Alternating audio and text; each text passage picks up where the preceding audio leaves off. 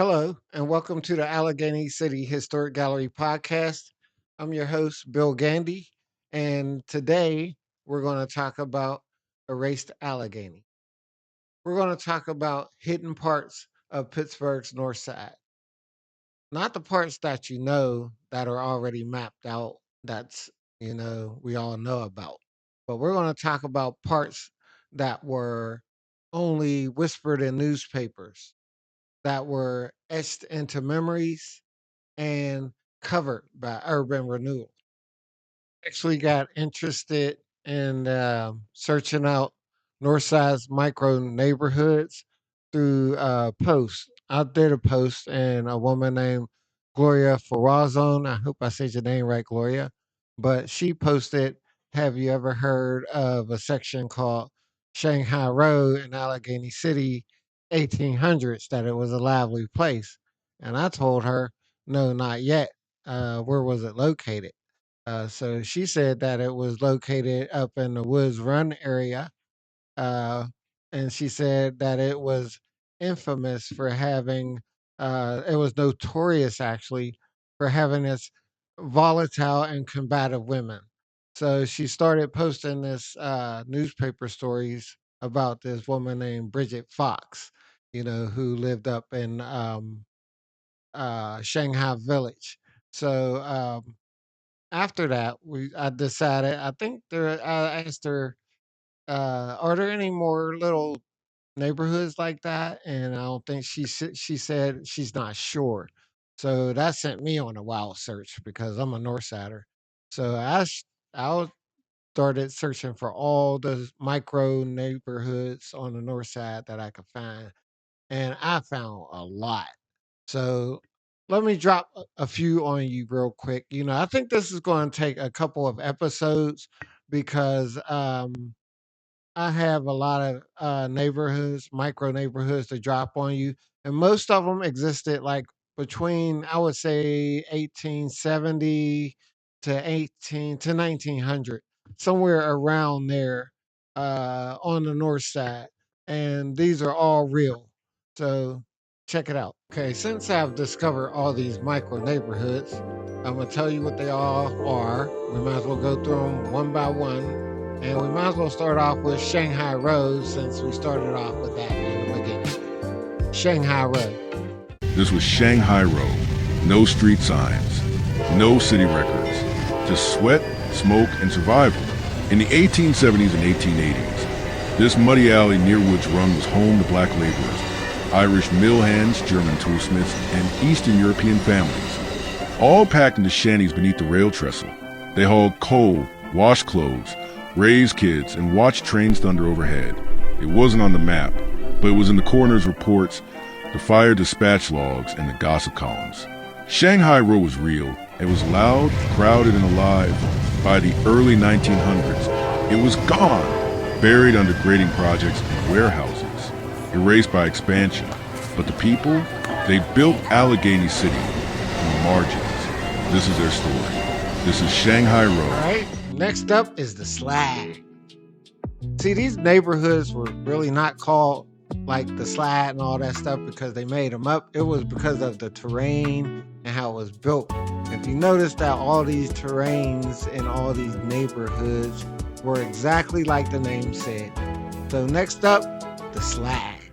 They called it the Slide, a steep, unforgiving cut of East Street Valley where homes clung to the hillside like they were holding on for dear life. Wooden landings creaked under the weight of everyday struggle, and clay paths shifted beneath the feet of the people who lived here. Black workers, Irish laborers, and native families shared this narrow world, bound together by the slope, the smoke, and the constant fight to stay upright. You could hear the scrape of buckets, the thud of boots on wet boards, the low murmur of neighbors trading news as they passed each other on the landings. Laundry snapped in the wind like flags of survival. Children traced the same worn paths their parents walked, weaving between barrels, steps, and the makeshift bridges that held the hillside together. The air carried the smell of coal smoke drifting up from the valley floor, mixing with the damp earth and the sweat of long days. And yet, even in the hardship, there was life. A woman pausing to adjust her shawl. A man lifting a beam with quiet determination. Heavy clay. A family sharing a moment of rest on a wooden platform overlooking the valley. These were not people waiting to be erased. They were people building, enduring, and holding on to each other in a place the city tried to forget. This was the slide, raw, fragile, and alive. A community carved into the hillside, standing against gravity, time, and the world below. Okay, next, located at the bottom of Federal Street near the shoreline, was a bunch of shanties, which was called Shinbone Alley. And a lot of blacks, immigrants, and people who were poor made home to Shinbone Alley. So check it out, Shinbone Alley. Shinbone Alley ran tight against the river, a muddy lane carved between patched shanties and the freight sheds of Allegheny City. Coal piles, rope coils, and crates lined the path, while longshoremen hauled cargo through the muck. The steam hissed from the boats. The carts groaned over wood and stone. This was labor's edge, where the city's goods moved and its poorest worked. Families lived just feet from the water, in homes built from scrap and smoke. The census barely counted them. The newspapers only mentioned them when trouble came. But here, in the shadow of the depot, life was constant, hard, loud, and real. The river carried more than cargo.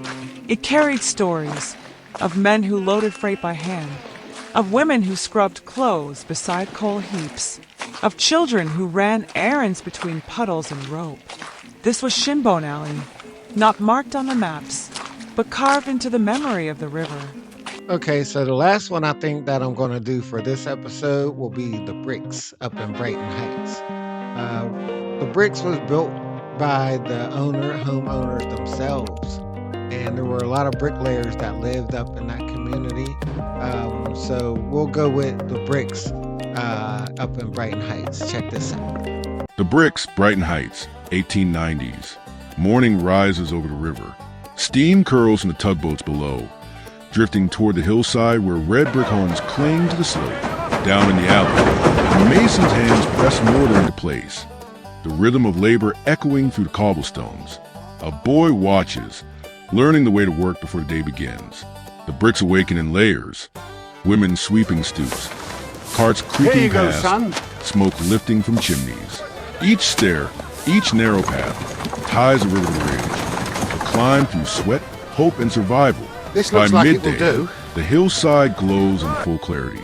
Rows of homes stretch along the contour, stitched together by wooden stairs and the hum of voices. From above, the neighborhood forms a living map. Every brick, every shadow, a mark of endurance. This was Brighton Heights before the silence, a place built by hands that history tried to forget. But the bricks still speak. Actually, this episode, I'll do one more. We're going to go with Hogback. Hogback was located over by where Community College is today. It was on the backside of Pennsylvania Avenue. So check this out on Hogback. Hogback Hill began in the mid-1800s, carved into the steep shale above the Allegheny River. It was born out of necessity, a patchwork of shanties and small frame houses built by black families newly free from bondage, Irish laborers fresh from famine ships, and German craftsmen chasing work in the growing city. By the 1870s, Hogback was alive with sound and struggle. Coal smoke drifting through narrow courts, children hauling buckets, women sewing by lamplight, men hauling wood and stone up the slope. It was a world of resilience, perched on the edge of the river and the edge of society. But as Allegheny City expanded and industry pressed north, the hillside was condemned. By the early 1900s, the homes were razed, the families scattered, and the terrain itself reshaped, erased from maps but not from memory. Today, Hogback Hill survives in fragments, in census lines, faded photographs, and the stories of those who built a life on the steep ground above the river. I think that's all I could squeeze in for this episode. So next time I'm gonna come back with names like the Cut, the Patch, and the Commons back streets. Like there's a lot of other micro neighborhoods that we have on the north side alone. I'm sure there's others on the other side of Pittsburgh, but my major concern is the North Side and Allegheny City. So I hope you enjoyed this short podcast. If you did, please donate to me. You'll see the tag on the bottom where you can swipe it, or you could donate to William Gando on Cash App. I really appreciate it, and it helps give me time to do more investigative work like this on the North Side. So if you appreciate me, please donate to me. Thank you. Peace.